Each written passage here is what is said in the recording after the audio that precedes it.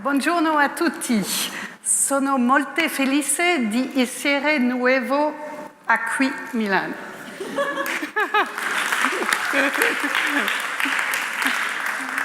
I love that video, by the way. Thank you.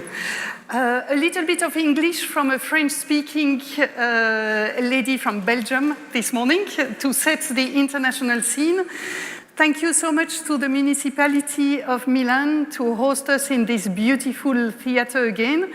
Thank you to Roberta Cocco to bring so much energy and for having created this great event for all of us here today. When you, at the United Nations, we do have dreams. It's a hard work, but we still have dreams, and we're actually working all together to achieve them or to come closer to them. When you think of United Nations, you think of peace, you think of united human rights, but you can think also of access to education and gender balance, because all of these are essential values to make the world a better place without leaving anyone behind. What is this better world that we imagine? For the first time in history, we actually have the expertise and the capacity to end hunger and extreme poverty. Therefore, in 2015, all the member states that form the United Nations, and that include, of course, Italy, have negotiated and adopted a very ambitious plan for all of us. Together, we have agreed to tackle the most pressing problems of our society and to work towards a more sustainable world and a more healthier planet. And as we know, it's an urgent call. So let's remember the name of this ambitious plan. It is the Sustainable Development Goals. Here they are. These are 17 goals that are the vision for our future. We have agreed with every country, every government, every cities, but also the private sector, the universities, and most of all, with all citizens and every individuals like you here on this floor and the next floor watching us, to know about those goals, to know why they matter to us, and how we can contribute to.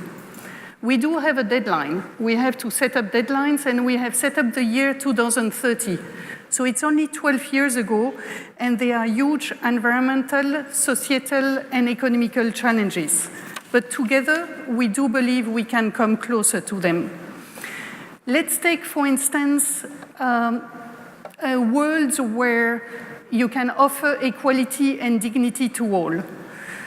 Well, you are right, there is a lot of work to be done, because, for instance, today, there are still 57 million children which are out of schools, and about 100 million youth who cannot read or write. So imagine a world where every child in this world can actually have access to primary education. Well, this is one of the key goals in the ambitious plan we have. And I just reassure you, huge progress have already been made in that area. But there is another area where we can still work a lot to progress. As you know, many girls and women face some forms of discrimination and violence in the world. Well, we want a world where they feel safe and empowered to make a difference and to contribute to the society.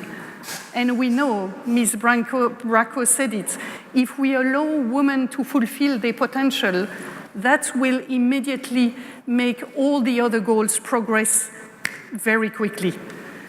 Did you know that there are 1.7 billion women who do not own a mobile phone? And right now, fewer than 17% of computer science degree do go to women students, only 17%. And in upper secondary education globally, only 10% of women compared to 60% of men are STEM graduates. So this needs to change.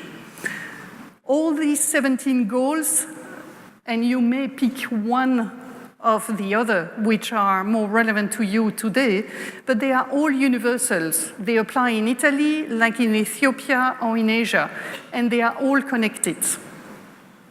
So this requires a collective effort to achieve them, and youth is certainly part of the solution. And you will be also the first one to actually benefit from it if we manage to make this dream a reality.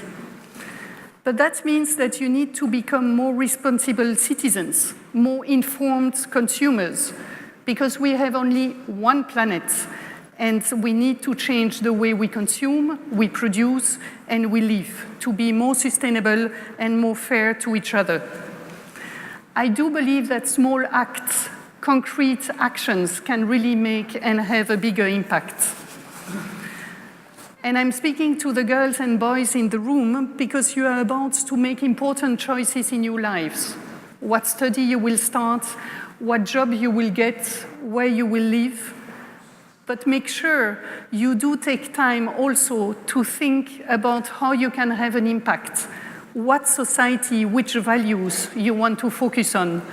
And most importantly, do not be afraid to go in new areas where girls, women and boys don't, and especially girls and young women don't often dare to go to. What we need to achieve this dream is educated young people who take risks, who are critical yet creative, and who are ready to bring a new way to think and to work. And actually, the new technologies can really help those opportunities to become, and you can become an agent of change. So those were the goals, gender equality and education, and now technology, innovation, and science come in. As we know, science, technology, engineering, and mathematics education have a vital role to play in achieving those global goals. The digital revolution is changing the way we work, we live, and we relate to each other. But let's be aware, for us at the United Nations, the digital revolution is also as much about people and value as it is about technology. And to achieve those 17 global goals, we need both digital inclusion and digital equality. Digital skills are really vital for individuals because you need to have the right access, the skills, the motivation, and the opportunities to go online. So we know that today artificial intelligence, virtual realities, and other digital technologies may be taking away some jobs, many jobs, but they are also creating new jobs on a much larger scale, and we want to make sure that you, the women and young girls in the room, can access them. It will be challenging and exciting, but this is a new world for you. Having STEM-related skills is crucial in finding a good job and contributing to shaping the world we live in. And that's what we are talking about. As you will hear, I'm sure, today, currently and projecting for the future needs, there is an extreme shortfall of talents to take positions within STEM fields. Companies are actually desperately trying to hire more scientists and engineers to accelerate their research and technology programs. So young women in this room who are daring and who want to innovate are needed in this male-dominated field to push boundaries. If women and minorities of all genders do not bring this perspective, their own perspective to STEM, we will be missing a true opportunity to accelerate innovations by including your perspective and your insights. And as you said, robots, Barbies, we need them all. Diversity is key to a sustainable and equal future. Don't you want to contribute to the society you will live in? Or do you want to actually leave the male design its robots to take over our lives? So you need to act now. And I do believe that today's education for women in STEM is key for achieving tomorrow's gender equality. So just to follow up on what Ms. Bracco said, the recent research says that young women interested in STEM start to believe that science and technology are things for boys and men. So this stereotype actually represents not only an obstacle for them to pursue their passion in this field, but as a result, they leave. And if they leave the field, that means that there is a lack of role models and mentors. So you will not realize your full potential. But this needs to change, and that's the roles of families, schools, communities, and also men and boys, because it actually starts on how we speak to each other and how we see the roles of each other.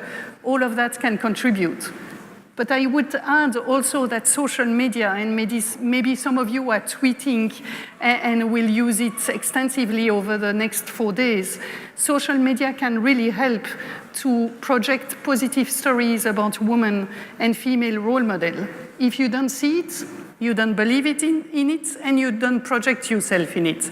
So use social media to actually rebalance what we don't see in the traditional media. And that's easy, you can do it. So please, do it. I would say, since we are in Milano, cities, as I said, the United Nations, it's a concept because it's all of us. So we need all of us to be part of this change, and cities are really a big actor to change mentalities. So the role of Roberta Coco and all her colleagues is essential to bring opportunities to girls and to change those cultural stereotypes. So I hope, for instance, that one day my big boss in New York, he may not like to hear it today, but one day my big boss, the United Nations Secretary General, will be a woman. ¿Por qué no? Huh? So I think you have to dream and aim high, because then it just happens.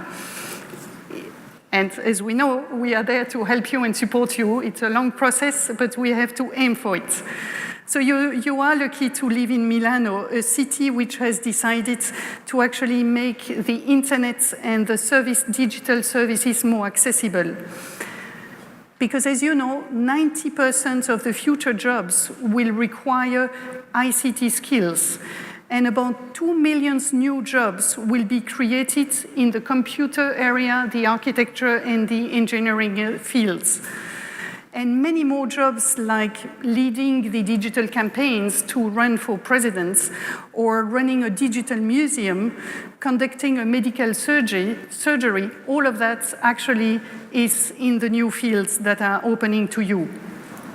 So you have to think scientific, and you have to seize your chance as digital citizens, and that will help you to realize your potentials. Facebook is science, Google is science, so is your mobile phone. So it's much closer to one thing. And to conclude, as a representative of the United Nations and as a citizen, I'd like to remind you that if the organization was created 70 years ago in a world which may seem very, very past, actually, the dreams and human dreams of fixing things are not dead. So we are here because we do believe that we can make this world better. We do have the support of the international community, and gender equality is key to making this a success. While gender equality has been increasingly recognized as vital to the society's sustainable development, the digital revolution has to champion it through training, breaking stereotypes, but also shining lights on female role models. And that's where you, all the girls watching us and the one watching you tweets, come in. I invite you, I actually encourage you to seize opportunities that digital technologies have created to change the gender-biased norms that rule our society today. and to bring a female perspective, a female sensitivity and skills and expertise to a male-dominated areas, to spread innovative ideas and solutions so women are represented in the digital society and they can benefit from it. Be bold, be courageous, voice your needs, ideas and solutions, and act it on now. So we can close this gender digital gap and move closer to the world that our mother and parents have dreamed for us and for you. Break through the barrier that have been there for too long and embrace the digital technologies, create new opportunities, and most importantly, don't be afraid to try something new. I would say best wishes for the 4 days ahead. And let's remember, in a marathon, all participants are winners. So good luck.